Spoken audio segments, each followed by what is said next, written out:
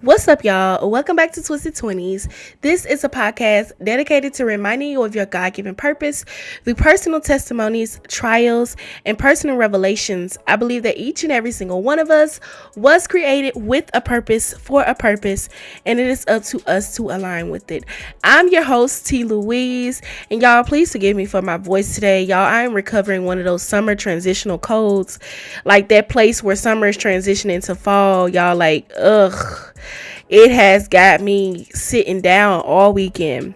I'm still recovering and my voice is still like nasally, but we are back with another episode of Twisted Twenties. I feel like this episode for today is important because I want y'all to understand like what type of friends to look out for, but also understand that having friends are important. And I have had friends in my life who I consider to be Judas type of people. And I wanted to document this episode, and I wanted to talk about why we are not aware of the Judas people in our lives. If you guys would love to join me as a co-host on Twisted Twenties, you guys can email me a 1 to 2 minute video at Twisted Twenties. At submissions at twistedtwenties.org. And if you guys do not want to join me as a co-host, that's fine too. You guys can still email me as well. With that being said, y'all, I love you guys. I appreciate you. We are going to go ahead and get into today's podcast episode.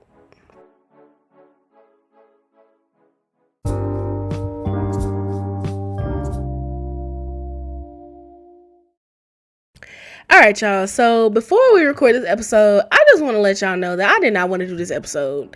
And the reason for that is because I, first and foremost, in no shape, any form, am I trying to bully anyone. I'm not trying to tear down anyone at all with this episode. I am simply sharing a few experiences that I have experienced with female friends that have really tainted my view of friendship when it comes to females, and why I have considered them to be Judas people in my life. So with that being said, I'm not bullying nobody, okay? I don't want nobody to be like, oh, she talking so bad about them people. No, honey, I'm telling y'all real life stuff, okay? This is the real life. This really happened to me. It took me a long time to like really understand, why I allowed the things that I allowed from people. So I'm going to tell y'all, I'm going to give y'all a few of the stories first, and then I will dive into, why I feel like it was so hard for me to let go and things of that nature. But I also want to give y'all some points to help you better understand, when it comes to friendships with women and things like that. So, there is I would say 2 females in my lifetime. There are other female friends that I have had, but these 2 particular females really, really, really, really scarred my view of friendship with females. I had a friend. I've known her because I still know her to this day. We are not friends, but we have communicated over the course of maybe like the past couple months about a few things, not like big things. But I would say I've known her for probably over 12 years. I met her in middle school, and she did something to me that probably should be unforgivable. But I forgave her and I did move on from it, and I continue to allow her to do pretty foul things to me. See, sometimes what I've learned is we can blame people. People love to blame people. Well, they did this to me. They did this. And I think sometimes we have to take accountability and say, no, we allowed them to do that to us. Because the moment that I allowed her to do what she did the first time around, and I didn't set boundaries, I didn't end that friendship. I forgave her, but didn't end it. I let her know that she can do anything to me and I'm going to forgive her and keep it moving. A little backstory about that is when I was in high school, she was hooking up with this guy that I was talking to. You know, back in high school and stuff like that, y'all was in the talking phases. I don't even know what that means at this point. What does it mean when we're talking? Like, you're not boyfriend, girlfriend, y'all just talking, okay? Which is the most dumbest thing I've ever heard of. But we were in the talking phases. And, you know, I was not willing to have sex with him. That was something that, you know, I really liked him. I really, you know, wanted to get to know him, and I wasn't really looking to have sex. So maybe like a couple weeks had went by, and next thing I know, they calling each other best friend. She got his number. First of all, I don't even know how she got his number. And I don't know how they became best friends. To this day, I cannot tell you how these people be. I cannot tell you. I cannot tell you how they became best friends. I have no clue to this day. But how I found out that they were hooking up is her little sister had came to me and she said, hey, you know, they're messing around, da da da da. I confronted her about it, and she lied to me in my face. She told me that was not true, that her sister was a liar. Her sister didn't know what she was talking about. So what did I do? I forgave her and I moved on, because I really didn't have any proof other than what her sister had told me. So fast forward, I'm about to graduate college. Me and my mama, you know, we were kind of going through some situations.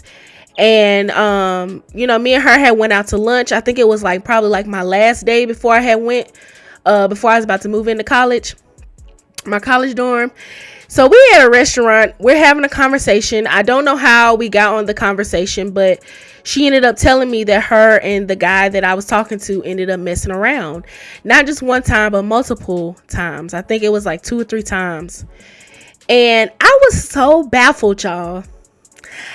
I was so lost for words, and I just could not believe what I was hearing. And it really took everything in me not to jump over the table on her, not to throw a drink in her face, not to act a monkey, not to show my butt in that restaurant and embarrass me and her.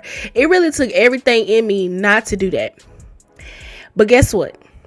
After all of that, I still forgave her, and I still allowed her to be my friend.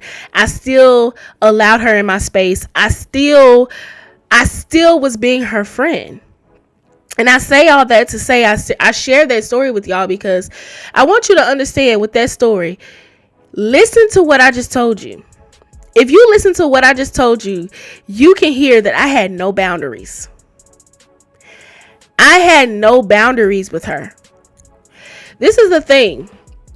A lot of people, like I said before, a lot of us, we love to blame everybody else. Oh, they did this to me. They did this. Like that what's that song J. Cole sang? I don't know, but fool me once, shame on you, or something like that. Actually, I got to look the lyrics up because I got to tell y'all exactly what it says. Because I said it to somebody, I think I sent it to I had sent it to Satavia one time. I told her, I said, fool me once, in the J. Cole song. Dang, how does it go, y'all? I got to look it up. I got to, so y'all can hear what I'm saying, okay? It was like, here it is. Fool me once, shame on you, okay? Shame on you, because you fooled me, okay? You got away with what you did the first time, but you fool me again. Fool me, you can't get fooled again, okay? Anyway, I say all that to say, she fooled me the first time, okay? That was when her sister told me and I confronted her. She fooled me the first time, okay? The second time when it came out and she told me herself that her and the dude that I was talking to was messing around, she fooled me again. She got away with it a second time. So I say all that to say, it's like, ultimately, I can't say, I can't believe you did that to me. The first time I could have said that, but the second time I can't go back and say that because I still forgave her and I still kept her around as a friend. I hope that this is making sense to y'all, because When I wrote out my outline for this episode, I wrote this story down in mind because I wanted to show you an example of having no boundaries in friendships. But not just not having boundaries in friendships, but having no boundaries in friendships where one of y'all are Judas. I ain't gonna lie to y'all. Some of y'all listen to this episode. Y'all got real Judas tendencies, okay? I done had some Judas tendencies before. Have I followed through with my Judas tendencies? No, but I have had a few Judas tendencies. That's another episode for another day. I'm not talking about that today. My second example, y'all, is an example that will tie into every other issue that I will say that I have had. The second example is from a friend that I have known practically all of my life. And after my mom passed, she was the only person that was there for me. I remember laying in the hotel room that the police had got me, crying, like literally crying out to God, wondering, where am I going to go? Where am I going to go stay? I was homeless. I didn't have nowhere to go. And she called me. She said, hey, my parents said that you can come and stay with us. I was relieved. I was so relieved. But what had happened was I ended up moving in with her parents, and maybe like a few months after that, I was able to get up on my feet, and I said, you know what, I appreciate you and your parents for taking me in my time of need, but I don't really want to stay here long. I want to be able to get my own place. I knew that she wanted to get her own place as well. So I said, hey, why don't I move in with my best friend? I've known her for all of my life, half of my life anyway. I'm like, this would be, the best situation. I didn't want to be alone in the first place. Red flag, okay? I didn't want to be alone. I want y'all to remember that I said that I didn't want to be alone. I just lost my mom. I was going through severe depression, severe anxiety. I didn't want to be alone. I wanted to have, someone that could be there for me. So fast forward, we move in together. Worst experience of living with my friend that I have ever had, because me and my best friend Demonte, we lived together when we was in college, and we had us a good old time. Okay, so this was the worst experience that I ever had living with a friend.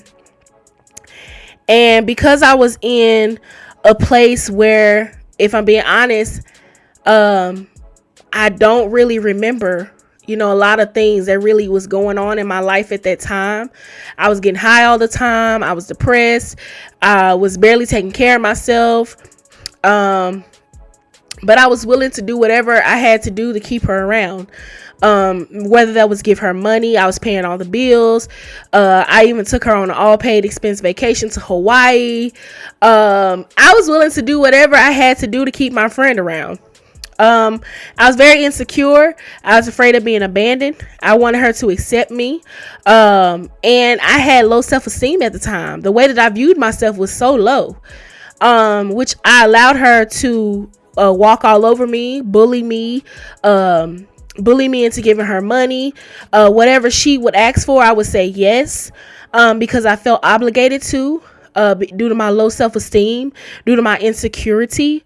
And once again, I had no boundaries with her. And so I say all that to say, it's like, once again, like, we really, sometimes I think that we want to blame other people so bad, instead of looking in the mirror and saying, okay, how did I get myself in this situation?